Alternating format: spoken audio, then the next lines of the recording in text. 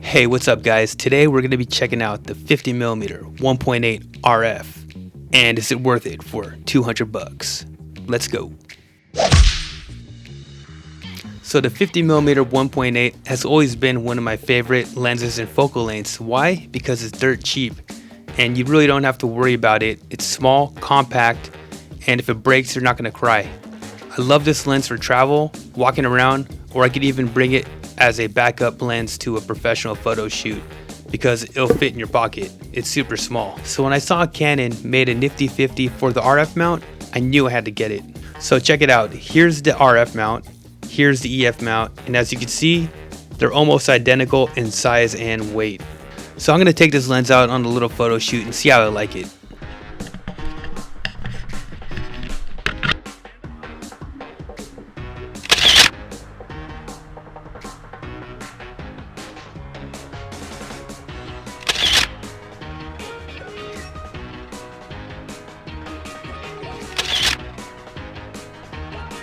So overall, the new Nifty 50 focuses a lot faster and smoother and quieter than the predecessor.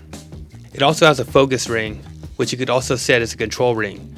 So I like this because I actually like setting my ring to ISO, so I could keep the aperture and shutter the same, and if I have to darken or brighten the exposure of my pictures, I just change the ISO. But also another cool thing is that if you want to, you could actually focus your lens with this, and the focus ring is way smoother than the old EF Nifty 50, which was kind of clunky and weird, and it just didn't feel very natural.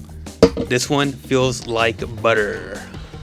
Shooting with this lens is super smooth, and you could tell it's totally made for the RF mount camera bodies because it's quiet and it focuses super easily. And this lens tracks the eyes way better than the old lens. And as you can see, it still produces great bokeh. So overall, I have no objections to this lens. I think it's a must-have. Although it costs a little bit more money, I think it's justified by how well it works with the new RF mount camera bodies and the control ring. Definitely worth the extra 75 or 60 bucks you're gonna pay for the new RF mount. It's a no-brainer. My only objection is that it's not weather sealed and that it doesn't come with a lens hood. As far as the weather sealed part, I understand it's not a big deal. For 200 bucks, you can't expect to get a weather sealed lens, but the hood costs like 40 bucks, which I think is way too expensive for a little piece of plastic.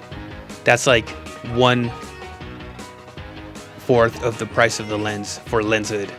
Nah. So in conclusion, like I said, this is a must-have. If you are switching over to the mirrorless Canon system, it's totally worth it, and I think it's definitely going to be a top seller for Canon. So that's pretty much it. If you guys need any more info on the lens, you can just look up the specs on Amazon.